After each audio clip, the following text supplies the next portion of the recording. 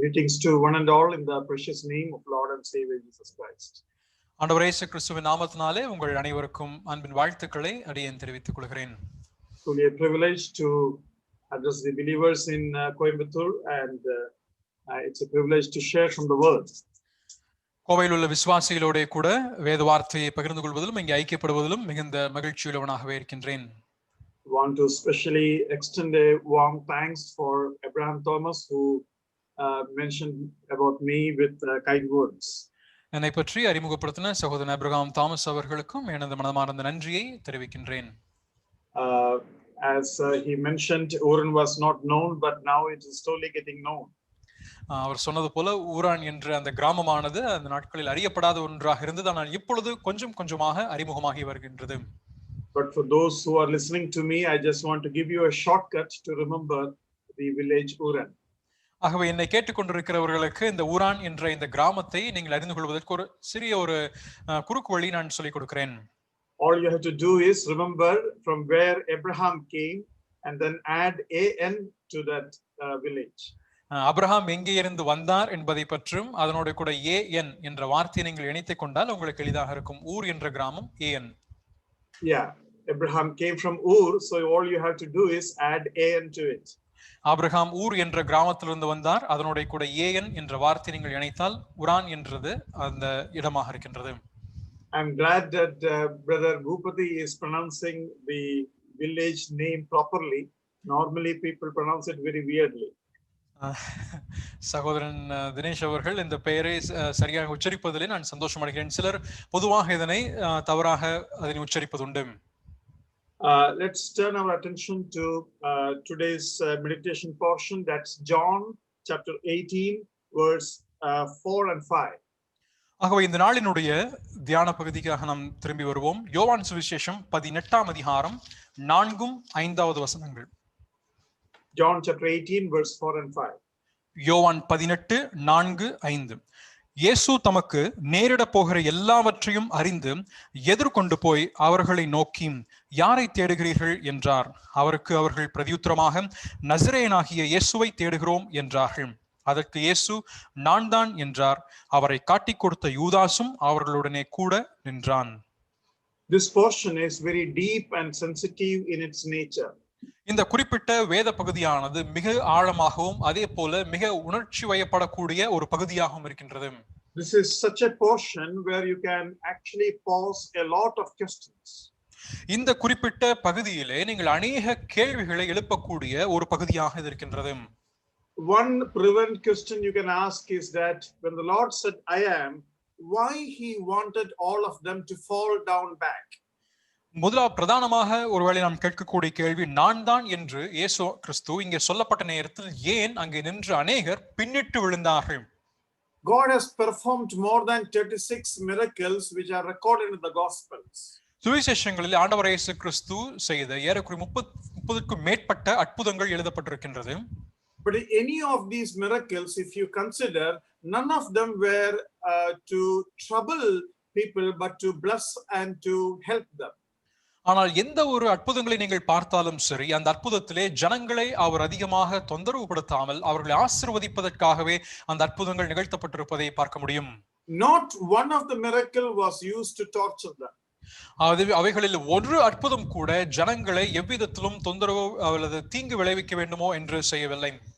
But here we see that all of them falling back.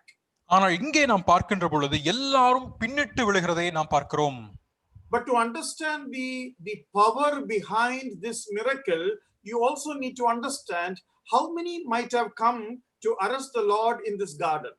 இந்த குறிப்பிட்ட வல்லமை பற்றி நாம் புரிந்து கொள்வதற்கு இங்கே ஆண்டவர் இயேசு கிறிஸ்துவை அந்த தோட்டத்தில் அவர் இருக்கின்ற பொழுது அவரை கைது செய்வதற்காக எத்தனை பேர் வந்திருப்பார்கள் என்பதை சற்று நாம் சிந்திக்க வேண்டும்.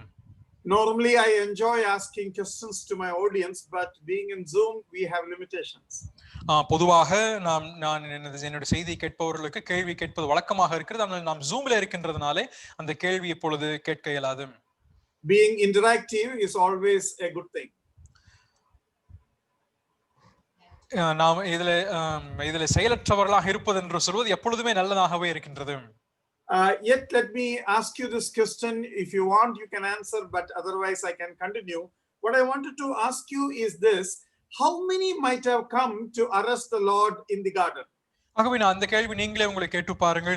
ஆண்டவர் இயேசு கிறிஸ்துவை கைது செய்வதற்காக இந்த தோட்டத்திலே எத்தனை நபர்கள் வந்திருப்பார்கள்? The normal answer I get are normally 50, 100 or at the most 500. பொதுவாக நான் எனக்கு கிடைக்கப்பெறக்கூடிய கேள்வி 100 அல்லது 500, 100 என்று 50 என்று சொல்வதுண்டு. But if you read Matthew chapter 26 verse 47, you will understand that far more people came in the garden. ஆனால் மத்தேயு சுவிசேஷம் 26ஆம் அதிகாரம் 47வது வசனத்தை நீங்கள் வாசிக்கும் பொழுது திரள் கூட்டமான ஜனங்கள் அங்கே அவரை கைது செய்வதற்கு அந்த தோட்டத்திலே வந்திருந்தார்கள் என்பதை பார்க்க முடியும். I normally used to say, if I say a multitude came, how many you would give me? அப்படியானால் திரள் கூட்டம் என்று சொல்லும் பொழுது நீங்கள் எவ்வளவு என்று நமக்கு கேட்க தோன்றும். A multitude came. ஒரு திரள் கூட்டம் வந்தார்கள். But this verse, particular verse in 26 verse 47, it says a great multitude came. ஆனால் 26ஆம் அதிகாரம் 47வது வசனத்தை நீங்கள் வாசிக்கும் பொழுது இங்கே மகா திரள் கூட்டம் என்றுதான் வாசிக்கின்றோம். Let me read it for you. There is written, and while he was still speaking, behold, Judas, one of the 12, with a great multitude, with swords and clubs, came from the chief priests and elders of the people. அங்கே வாசிக்கும் பொழுது அவர் இப்படி பேசுகையில் 12 ஒருவனாகி யூதாஸ் வந்தான். அவனோட கூட பிரதான ஆசாரியரும் ஜனத்தின் மூப்பரும் அனுப்பின திரளான ஜனங்கள் பட்டயங்களையும் தடிகளையும் பிடித்து கொண்டு வந்தார்கள். So when you consider the word great multitude, and when you know that when 4,000 and 5,000 were fed, the word says a multitude came. இங்கே திரள் கூட்டம் அல்லது திரளான ஜனங்கள் என்று சொல்லப்படும் பொழுது அதே நேரத்திலே 4000, 5000 பேர் அங்கே போஷிக்கப்பட்டார் என்று சொல்லப்படுகின்ற இடத்திலும் இதே திரளான ஜனங்கள் என்ற வார்த்தை பயன்படுத்தப்பட்டிருக்கிறதை பார்க்க முடியும். We are not sure how many came, but at least more than 1,000 is a fair guess. எத்தனை பேர் அங்கே வந்தார் என்று நமக்கு தெரியாது. ஆனால் ஏறக்குறைய ஒரு 1000 பேர் வந்திருப்பார் என்பது ஒரு சரியான யூகமாக இருக்கிறது. Now the next question arises is that why 1,000 to arrest one? அப்படியே அடுத்த கேள்வி நமக்கு நம்முடைய மனதில் எழக்கூடியது, ஒருவரை கைது செய்வதற்கு ஏன் 1000 பேர் வர வேண்டும்? I believe as usual the high priest might have given 50 or 100 to Judas so that he could execute his task. ஆகவே நான் நினைக்கிறது என்னவென்றால் ஒருவேளை பிரதான ஆசாரியன் யூதாசுக்கு ஒரு 50 அல்லது 100 பேரை கொடுத்து அவன் தன் வேலையை முழுவதுமாக நிறைவு செய்வதற்காக ஒப்படைத்திருப்பார். But Judas might have told, whom do you think that we are going to arrest? ஆனா யூதாஸ் திருப்பி கேட்டிருப்பார், நம்ம யாரை கைது செய்ய பண்ண போறோம் தெரியுமா என்று கேட்டிருப்பார். You know, he is a man who walked above the water. அவர் தண்ணீரின் மேல் நடந்த ஒரு மனிதன் என்று சொல்லியிருப்பான். He is the one who would rebuke the storm. புயல்களை அதட்டின ஒரு மனிதன் அவர். Not one devil could stand in front of him. அவருக்கு முன்பதாக ஒரு பிசாசு கூட நிற்க முடியவில்லை. And when Judas was saying that not one devil could stand before him, you need to know that Satan was inside Judas at that time. அந்த யூதாஸ் காரியத்து ஒரு பிசாசு கூட அவருக்கு முன்பதாக நிற்க முடியவில்லை என்று சொல்லப்படும் நேரத்திலே அந்த சாத்தான் அவன் யூதாசுக்குள் இருக்கிறதை நீங்கள் நினைத்து பார்க்க வேண்டும். So naturally it was the concern of Satan also who was dwelling within Judas. ஆகவே அது சாத்தான் யூதாசுக்குள்ளே இருந்திருந்த அந்த சாத்தானுடைய ஒரு மன கலக்கமும் இதுவாகத்தான் இருந்திருக்க வேண்டும். Judas might have told that he is the one who raised dead men even after 4 days. 4 நாள் ஆகியும் மரித்த பின்பதாகவும் கூட மரித்தவனை உயிரோடு எழுந்திருக்க செய்தவர்தான் இந்த ஆண்டவர் என்று அவன் சொல்லியிருக்க வேண்டும். He is the only one who could challenge saying, kill me and I will resurrect after 3 days. அவர் மட்டும்தான் என்னை கொலை செய்து விடுங்கள் 3 நாளுக்கு பின்பதாக எழுவேன் என்று சொன்னவர் ஒருவராக இருக்கிறார். His claims are not human, those were unhuman claims. அவருடைய உரிமை குரல் அல்லது உரிமை சொற்களாக விளங்கியவைகள் அது மனுஷிகமாக இல்லை, மாறாக அமானுஷ்யமாக இருந்தது என்பதையும் சொல்லியிருப்பார். He said, I am the son of God. அவர் தேவனுடைய குமாரன், light of the world, உலகத்தினுடைய ஒளி, bread who can give you eternal life, நித்திய ஜீவனை கொடுக்கக்கூடிய ஜீவப்பம், the possessor of living water, who drinks would never thirst. இங்கே ஜீவ தண்ணீரை உடையவராக இருந்து அந்த தண்ணீரை குடிப்பவனுக்கு ஒருபோதும் தாகம் ஏற்படாத நிலைமையில இருக்கக்கூடிய ஒருவர். He said, I am the good shepherd who is willing to die for the sheep. இங்கே ஆடுகளுக்காக தன் ஜீவனை கொடுக்கின்ற நல்ல மேய்ப்பன் என்று சொன்னார். These are not the claims which human would ever bother to make. இப்படிப்பட்ட உரிமை சொற்கள் என்று சொல்வது எந்த விதமான மனுஷனும் தன்னுடைய வாழ்க்கையிலே சொல்வதற்கு அவன் துணிவதில்லை. Man may say truth, but he said, I am the truth. இங்கே மனுஷன் தான் உண்மையை பேசலாம், ஆனால் இவர் இங்கே சொல்லப்படும் பொழுது நானே சத்தியம் என்று சொன்னார். Man may show a way and help a person, but God said, Jesus Christ said, I am the way. மனுஷன் ஒரு வழியை காண்பித்து இந்த வழி என்று சொல்லலாம், ஆனால் ஆண்டவர் இயேசு கிறிஸ்து சொல்லும் பொழுது நானே வழி என்று சொன்னார். We have closed doors, we have opened doors, we have knocked at doors, but he said, I am the door. நமக்கு திறந்த கதவுகள் உண்டு, அடைக்கப்பட்ட கதவுகள் உண்டு, ஆனால் அவர் சொல்லும் பொழுது நானே வாசல் என்று சொன்னார். These are not human claims. இதெல்லாம் மனுஷயத்திற்கு உட்பட்ட ஒரு உரிமை சொற்கள் அல்ல. So Judas said, give me all what you have and then only I will go. அப்பொழுது யூதா சொல்லியிருப்பான், உங்களுக்கு இருக்கின்ற எல்லா படையும் நீங்கள் எனக்கு கொடுங்கள், அப்பொழுதுதான் நான் செல்வேன் என்று சொல்லியிருப்பான். And that is a good explanation why we have a great multitude over here. அது நிமித்தமாக தான் இங்கே திரளான ஜனங்கள் என்று சொல்லப்படும் பொழுது அது ஒரு நல்ல ஒரு விளக்கமாக நமக்கு இருக்கின்றது. And now the next thing what we need to know is that if this great multitude has to fall back at once and not one spared, how much power might have been imputed in that garden?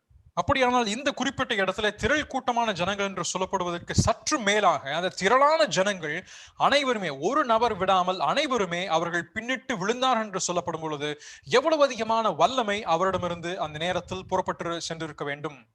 If I push one person, he may fall down. If I push two persons together, the chances are less.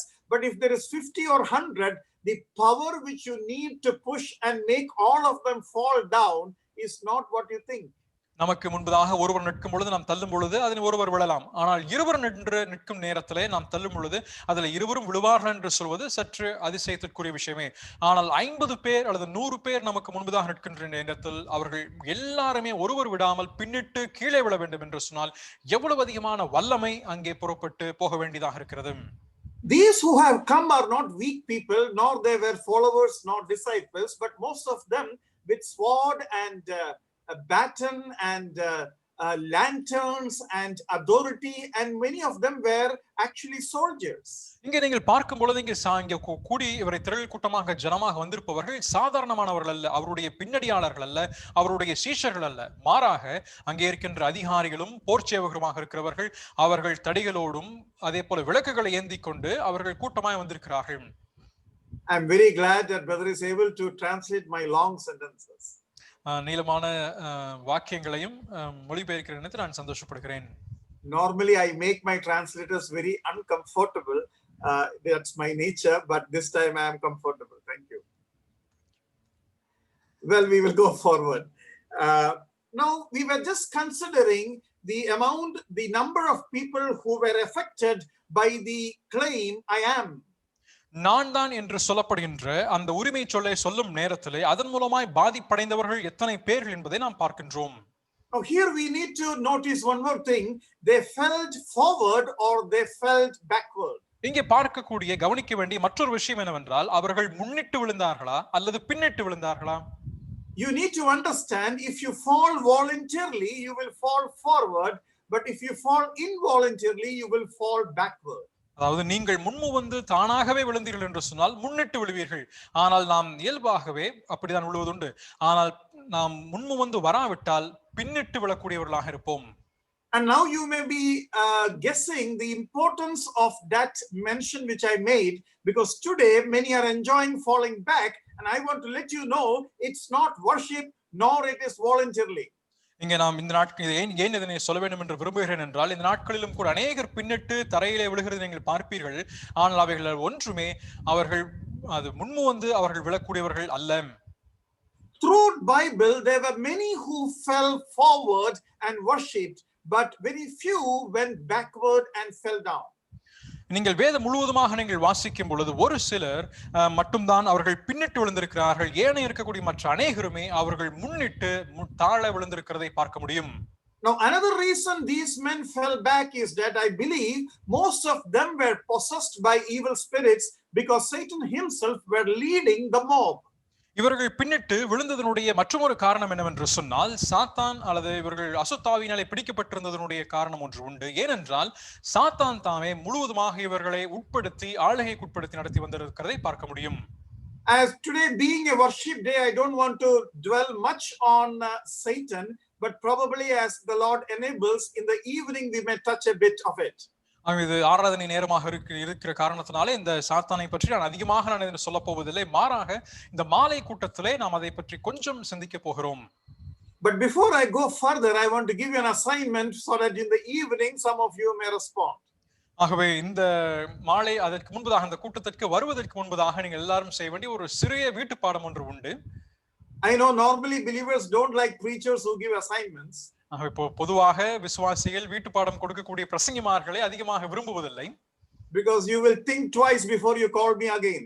ஏனென்றால் நீங்க மறுபடியும் என்னை இரண்டாவது முறை அழைப்பதற்கு கொஞ்சம் நீங்க தயங்குவீர்கள். Well, the question is this: do you know anybody else in the whole Bible who were possessed by Satan? வேதம் முழுவதுமாக நீங்கள் வாசிக்கும் பொழுது சாத்தானாலே பிடிக்கப்பட்ட வேறு ஏதாவது நபர் இருக்கிறாரா என்பதை பாருங்கள். Now I am not asking whether is there anybody who were possessed by the evil spirits. Evil spirits are thousands and crores of them, but Satan is one. My question is, do you know anyone who were plainly and clearly possessed by Satan himself? நான் அசுத்த ஆவி அல்லது பொல்லாத ஆவி பிடித்தவர்களை பற்றி நான் சொல்லவில்லை. பொல்லாத ஆவிகள் அசுத்த ஆவிகள் என்று சொல்வது லட்சக்கணக்கான கோடிக்கணக்கானவைகள் உண்டு. ஆனாலும் சாத்தான் ஒருவனை பிடித்தது என்று சொல்லப்படுகின்றது. ஏதாவது வேதத்திலே தெளிவாய் சொல்லப்படுகின்றதை நீங்கள் பார்த்து யோசிக்க வேண்டும். So that's your assignment. அதான் உங்களுடைய வீட்டு பாடம். And there are many wonderful lessons which you can derive once you come into a conclusion. ஆகவே அதனுடைய அந்த பாடத்தினுடைய முடிவுக்கு நீங்கள் வரும் பொழுது மிக மிக நல்லதாக இருக்கக்கூடிய நல்ல பாடத்தை அதனுடைய சத்தியத்தை நாம் கற்றுக்கொள்ள முடியும். So today's main focus would be on this aspect: why the Lord performed such a miracle which would hurt men. அப்படியானால் இன்றைக்கு நாம் சிந்திக்க போகின்ற விஷயம் என்னவென்றால் அநேகரை பாதிப்புக்குள்ளாக அல்லது காயப்படுத்தக்கூடிய இப்படிப்பட்ட ஒரு அற்புதத்தை ஆண்டவர் ஏன் நிகழ்த்தினார் என்பதாகும். We are going to find it out by the help of the other verses. நாம் மற்ற வசனங்களுடைய உதவியோட கூட இந்த காரணத்தை பார்க்க போகின்றோம்.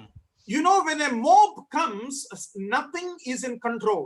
ஒரு திரள் கூட்டம் வரும் பொழுது எதுவுமே கட்டுப்பாட்டில் இருக்காது என்பதை பற்றி நாம் அறிந்திருக்கிறோம். And you know, in riots, that is what happens. Even the leader is not in control. Why? Once the mob goes violent. நீங்கள் கலகம் வன்முறை ஏற்படுகின்ற நேரத்திலும் கூட திரள் கூட்டமாக இருக்கின்ற ஜனங்களை பார்க்கும் பொழுது அதிலுடைய தலைவர் கூட அதனை கட்டுப்படுத்த முடியாமல் போகின்ற ஒரு சூழல் ஏற்படுகிறதை பார்ப்பீர்கள். So this is a mob which is already led by Satan and by evil spirits. So you know how violent and how uncontrollable the whole mob can go. ஆகவே இங்கே திரள் கூட்டமாக இருக்கக்கூடிய இந்த ஜனங்கள் சாத்தானாலும் அவனுடைய அசுத்தாவிகளின் மூலமாக வழிநடத்தப்பட்டு ஆளுகைக்குட்படுத்தப்பட்டு வரும் நேரத்தில் இவர்கள் எவ்வளவு அதிகமான கலக குணமும் வன்முறையின் மனதும் உடையவர்களாக இருந்திருப்பார்கள் என்பதை பார்க்க வேண்டும். So the Lord actually never wanted to hurt them, but want to control them. ஆனால் உண்மையாகவே ஆண்டவர் அவர்களை காயப்படுத்த வேண்டும் என்று விரும்பவில்லை, மாறாக அவர்களை கட்டுப்பாட்டிற்குள் வைத்திருக்க வேண்டும் என்றுதான் விரும்பினார். But to control them is not that easy. ஆனால் அவர்களை கட்டுப்படுத்துவது என்பது எளிதான காரியம் அல்ல. But the question is, why God the Lord wants to control them? ஆனால் கேள்வி என்னவென்றால் ஏன் ஆண்டவர் அவர்களை கட்டுப்படுத்த வேண்டும் என்று விரும்பினார்? And we have the answer in the next two verses, verse 7 and 8. அதனுடைய பதில் அடுத்த 2 வசனத்திலே 7 8வது வசனத்திலே வருகின்றது. Verse 7 we see the same question he asked in verse 4 is being reiterated or asked again. 4வது வசனத்திலே கேட்கப்பட்ட அதே கேள்விதாமே 7ஆம் வசனத்திலேயும் மறுபடியும் சொல்லப்படுகிறதை பார்க்கிறீர்கள். In verse 4 we find an inverted comma very clearly mentioned, whom are you seeking? 4வது வசனத்திலே மேற்கோளிடப்பட்டு யாரை தேடுகிறீர்கள் என்று சொல்லப்பட்டிருக்கிறதை காண்கிறோம். Same verse is being again asked, same question is being again asked in verse 7, whom are you seeking? 7ஆம் வசனத்திலும் கூட அதே கேள்வியானது யாரை தேடுகிறீர்கள் என்று கேட்கப்பட்டிருக்கிறது. In verse 5, the answer and the response of the mob was Jesus of Nazareth. ஐந்தாவது வசனத்திலே நசரேயனாகிய இயேசுவை தேடுகிறோம் என்று அந்த திரள் கூட்டத்தார் சொன்னார்கள். And the same answer was once more given in verse 7. You can notice it again in inverted comma, Jesus of Nazareth. ஏழாவது வசனத்திலே அவர்கள் சொல்கின்ற பதில் மீண்டுமாய் எழுதப்பட்டிருக்கிறது, நசரேயனாகிய இயேசுவை தேடுகிறோம் என்றார்கள். So two questions asked, two times the same answer. Two same questions, two same answers were given. இரண்டு கேள்விகள் கேட்கப்பட்டிருக்கிறது, இரண்டு பதில்கள் சொல்லப்பட்டிருக்கிறது. இரண்டும் ஒரே கேள்விதான், இரண்டு பதில்களும் ஒரே பதிலாகவே இருக்கின்றது. But in the first response, I am, all fell down.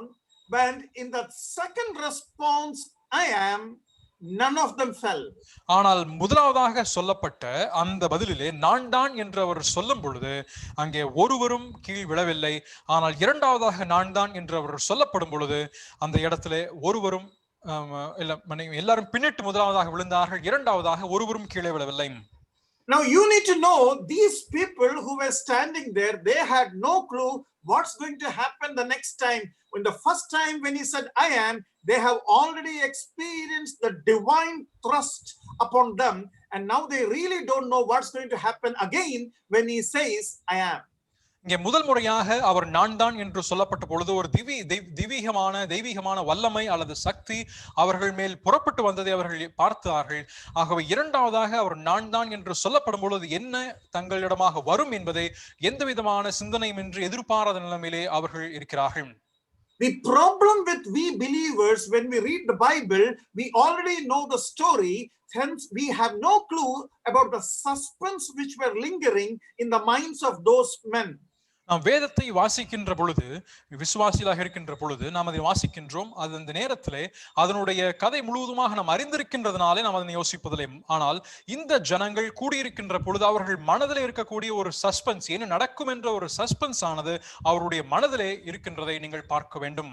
We know the story and we think nothing is going to happen, we know it. But these people, they had no clue.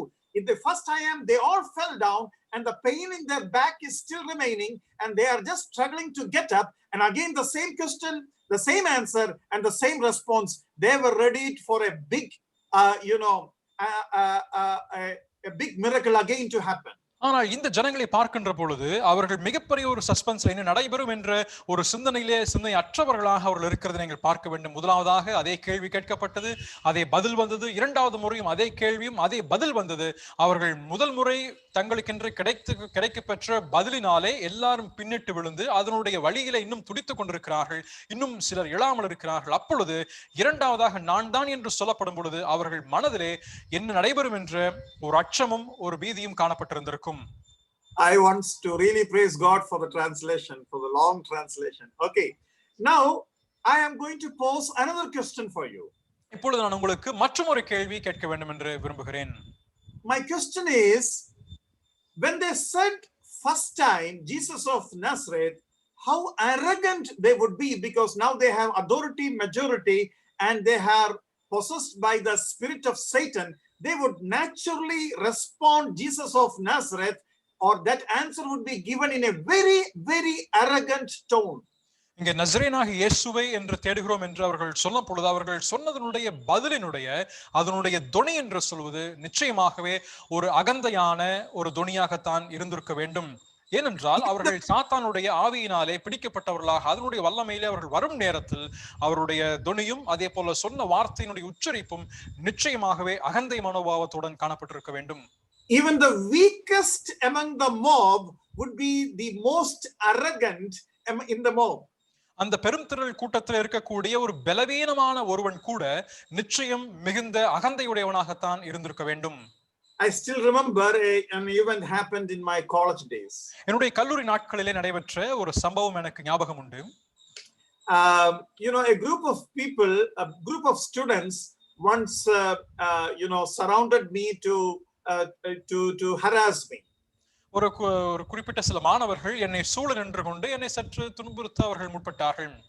We all are aware of ragging procedures, and in the olden times there was no control on such things, so I was ragged. நமக்கு ragging போன்றதெல்லாம் நமக்கு தெரியும் அல்லவா? ஆகவே அதுவும் அந்த நான் படித்த நாட்கள் எல்லாம் இந்த ராகிங்க்கு எந்த விதமான ஒரு கட்டுப்பாடோ விதிமுறைகளோ இல்லாமல் இருந்தது. ஆகவே என்னை அவர்கள் வந்து ராக் பண்ணினார்கள்.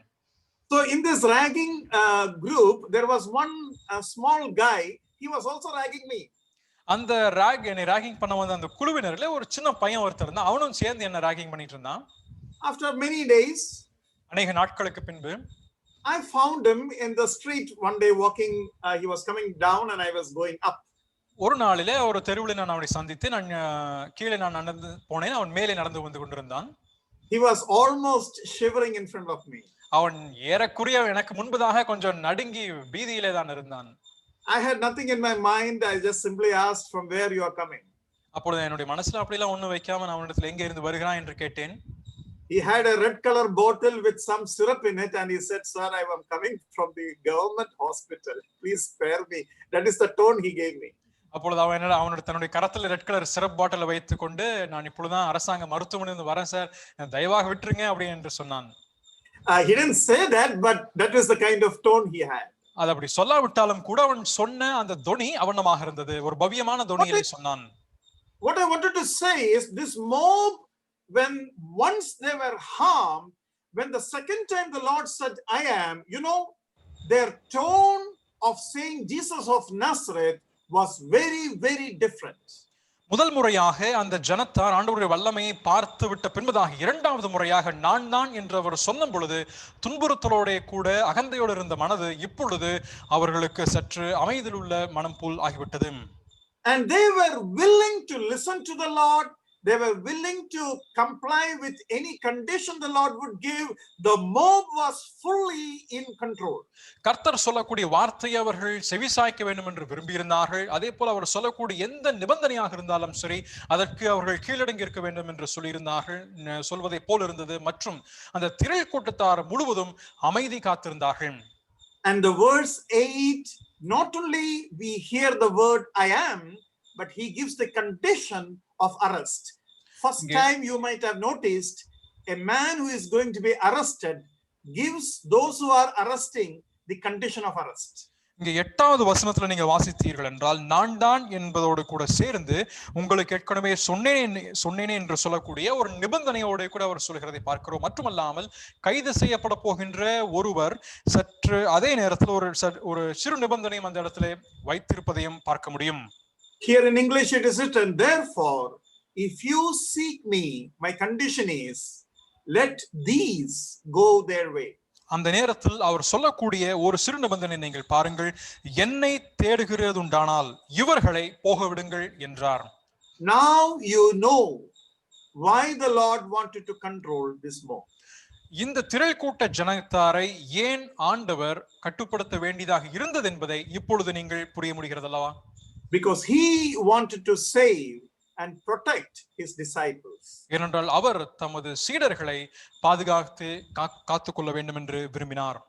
Not only that, he wanted to fulfill a prophecy, and that's mentioned in verse 9. அது மட்டுமல்லாமல் ஒரு சொல்லப்பட்ட தீர்க்க தரிசனமானது நிறைவேற்றப்பட வேண்டும் என்பதற்காகவும் இவற்றை செய்திருக்கிறதை பார்க்க முடியும். The prophecy is mentioned like this, and the saying might be fulfilled which he spoke, "Of those whom you gave me, I have lost none." 9வது வசனத்திலே சொல்லப்படுவது போல, நீர் எனக்கு தந்தவர்களில் ஒருவனையும் நான் இழந்து போகவில்லை என்று அவர் சொல்லிய வசனம் நிறைவேறத்தக்கதாக இப்படி நடந்தது. Dear brethren, in the Garden of Gethsemane, we find the real heart of the Savior. அருமையான சகோதரரே, நாம் கெத்செமனே தோட்டத்திலே நமது ஆண்டவருடைய அந்த இருதயத்தினுடைய உண்மையான நிலைமையை நாம் பார்க்க முடிகிறது. Here we see the last Adam, which is mentioned about the Lord, is the last Adam. The last Adam would lose none.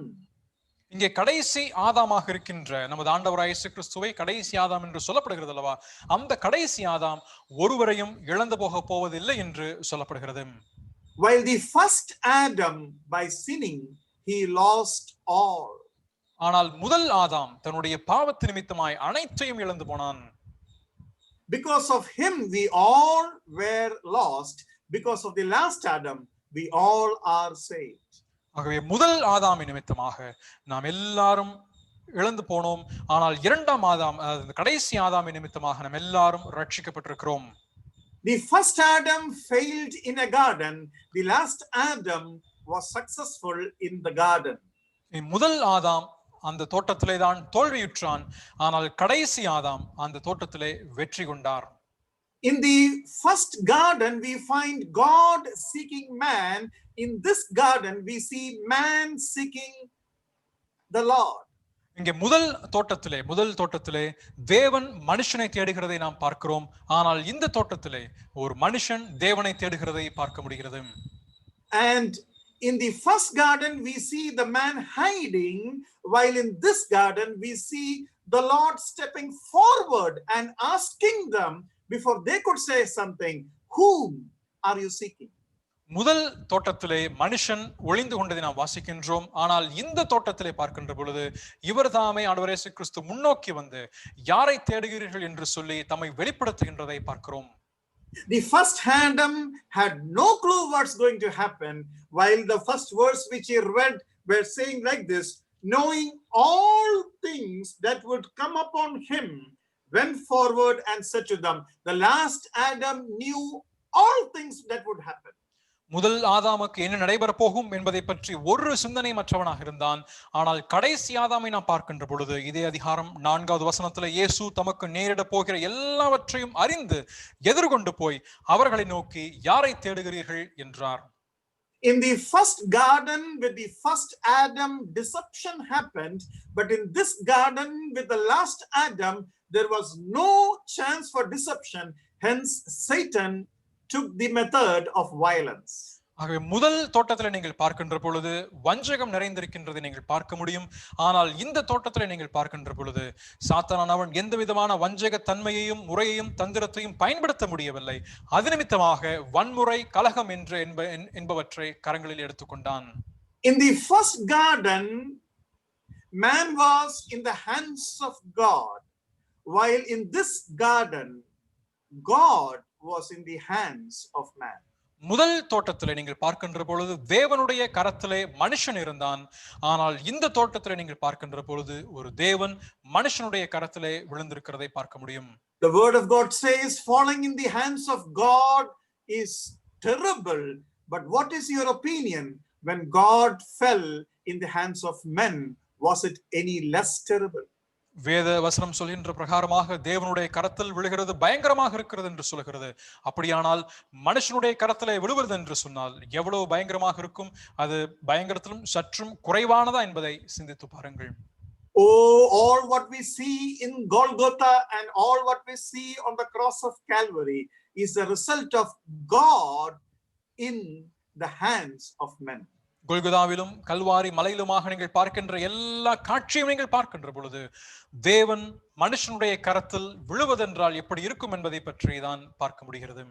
But all what we see in the Garden of Eden is what would happen to man if he gives himself in the hands of God. ஆனால் Eden தோட்டத்தில் நீங்கள் பார்க்கின்ற பொழுது ஒரு மனுஷன் தன்னை தேவனுடைய கரத்தில் ஒப்படைத்தால் அது எவ்வளமாக இருக்கும் என்பதை தான் முழுவதும் பார்க்க முடிகிறது. But in both the garden, one thing we see, Adam was clothed and his sin was covered, and even through Golgotha and the cross, once again, the last Adam covered our sin with his blood, and once again, we are clothed with the garment of righteousness. நீங்கள் இரண்டு தோட்டத்தையும் நீங்கள் ஒப்பிட்டு பார்க்கின்ற வேளையிலே அந்த முதல் தோட்டத்திலே ஆதாம் உடுத்துவிக்கப்படுகின்றான், அவனுடைய நிர்வாணம் மறைக்கப்படுகின்றது. ஆனால் இந்த தோட்டத்திலே கல்வாரி சிலுவையிலுமாக நீங்கள் கெத்செமனே தோட்டத்திலும் நீங்கள் பார்க்கின்ற பொழுது மனுஷனுடைய பாவத்தினுடைய நிர்வாணம் அங்கே மூடப்படுகின்றது. அதே போல ஒரு மனுஷனுக்கு, ரட்சிக்கப்படுகின்ற மனிதனுக்கு நீதியின் வஸ்திரம் தரிப்பிக்கப்படுகிறதை பார்க்க முடியும். Since my time is going to finish, before I could, I'm skipping certain important points which I may consider in the evening. But before we disperse, this is what I wanted to say. In the weakest moment of Jesus Christ, all what he taught was the protection of his dear ones. இதிலும் அநேகம் சிந்தனைகள் சொல்லப்பட வேண்டியதாக இருக்கிறது. ஆனால் முக்கியமானவற்றை நான் பின்பு மாலையிலே சொல்லுகிறேன்.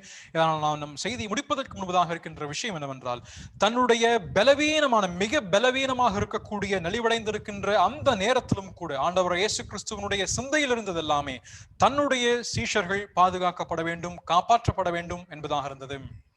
It was the hour of darkness. அது ஒரு இருளின் நேரமாக இருந்தது. It was Satan and his evil spirits surrounding. சாத்தானும் அவனுடைய தீய சக்திகளும் முழுவதுமாக அவரை சூழ்ந்து கொண்டிருக்கின்ற நேரமாக இருக்கிறது. And he knew all what would happen. என்ன நடைபெற போகின்றது என்பதை முழுவதுமாக அறிந்து வைத்திருந்தார். But he said only one thing, if you seek me, let these go their way. ஆனால் அவர் சொன்னதெல்லாம் ஒன்றே ஒன்றுதான், என்னை தேடுகிறது உண்டானால் இவர்களை போக விடுங்கள். How safe those disciples might have felt behind the shadow of the mighty. அந்த வல்லவருடைய நிழலிலே மறைந்திருக்கக்கூடிய இந்த சீடர்களுக்கு இது எவ்வளவு மிகப்பெரிய ஒரு ஆறுதலும் தேர்தலுமாக இருந்திருக்கும். Dear brethren, Jesus Christ being in flesh was sufficient a shield in earth. How much more now being in spirit and glory and at the right hand of the Father, he is our greatest shield. பிரியமானவர்களே, ஆண்டவர் இயேசு கிறிஸ்து பூமியிலே வாழ்ந்திருந்த இந்த நாட்களிலே தம் சீடர்களுக்கு பின்பற்றாளர்களுக்கு எவ்வளவு அதிக பாதுகாப்பும் கேடகமாக விளங்கி இருந்திருப்பார் என்று சொன்னால், அதை காட்டிலும் மேலாக இப்பொழுது பிதாவினுடைய வலது பாரிசத்திலே பரலோகத்தில் இருக்கின்ற அந்த நேரத்தில் தாமே தம் ஜனங்களுக்கு எவ்வளவு மிகப்பெரிய ஒரு பாதுகாப்பாக கேடகமாக இருப்பார் என்பதை சிந்தித்து பாருங்கள். When death was lingering in front of him in its violent form, yet he thought about me and you. How much more he would think about you and me now being in glory. மரணம் என்ற கொடுங்கோலன் தன் முன்பதமாக தலைவிரி தாடும் அந்த நேரத்தில் தாமே உங்களையும் என்னையும் தம் சிந்தையிலே வைத்து நினைத்திருப்பார் என்பது எவ்வளவு மிகப்பெரிய ஒரு விஷயமாக இருக்கிறது. You know, when we sang the song in Malayalam in 13th song, this is what we sang. Vinnil cherthiduvolam mannil enne nin sonda kannin krishnamani enni sukhichidunna. நாம் முதலாவதாக பாடின 13வது பாடலில் மலையாளத்தில் பாடும் பொழுது, என்னை பரலோகத்திலே சென்று சேர்க்கும் வரைக்குமாக இந்த பூமியில் வாழும் எல்லா நாட்களிலும் என்னை கண்ணின் கருவெளி போல நீர் பாதுகாத்து அரவணைத்து நடத்துகின்றீர் அல்லவா. Wonderful translation, brother. Praise be to God. Thank you. I know I am embarrassing you, but I am really enjoying. What I wanted to say, dear brethren, as we disperse, take in your heart the Lord in glory, who thinks about you and only you. He that was faithful in the garden, how much more he would be in heaven. நம்முடைய செய்தி நாம் நிறைவு செய்யும் இந்த நேரத்திலே மகிமையிலே வீற்றிருக்கக்கூடிய நமது ஆண்டவர் தாமே அந்த தோட்டத்திலே எவ்வளவு அதிகமாய் தன் சீடர்கள் மேல் அக்கறை உள்ளவராக இருந்திருப்பாரோ, அதை போலவே இன்றைக்கும் நம்மேல் எவ்வளவு அக்கறை உள்ளவராக கண்ணுற்றவராக இருக்கிறார் என்பதை சிந்தித்து பார்ப்போம். Since I have one more minute, I am going to give you one more assignment. எனக்கு ஒரு நிமிஷம் இருக்கிறதுனால உங்களுக்கு இன்னொரு வீட்டு பாடத்தை நான் தரேன். I made the mention that the Lord was in his weakest in this garden. ஆண்டவர் இயேசு கிறிஸ்து இந்த தோட்டத்திலே ஒரு பலவீனமான நேரத்தில் இருந்தார் என்று நான் சொன்னேன் அல்லவா. It is well provable, and I would give you this as an assignment, and probably as the Lord enables, I may touch it in the evening, God willing, but I want you to study on that. How can we prove the Lord was in his weakest when he was in the garden and not anywhere else? ஆகவே அந்த வீட்டு பாடத்தை உங்களுக்கு நான் கொடுக்க வேண்டும் என்று விரும்புகின்றேன். இதை ஆண்டவர் மிகவும் பலவீனமாக இந்த சூழலில் இருந்தார் என்பதை நீங்கள் நிச்சயமாக நிரூபிக்க முடியும். ஆகவே இந்த குறிப்பிட்ட இந்த தோட்டத்திலே ஆண்டவர் மிக பலவீனமாக இருந்தது எப்படி என்பதை பற்றி நீங்கள் சிந்தித்து பாருங்கள், ஆலோசனை செய்து பாருங்கள். மாலையிலே நாம் அதை பற்றி சிந்திப்போம். The Lord's name be glorified. Thank you very much. ஆண்டவருடைய நாமம் மகிமைப்படுவதாக. ஆமென். நாம் ஜெபித்து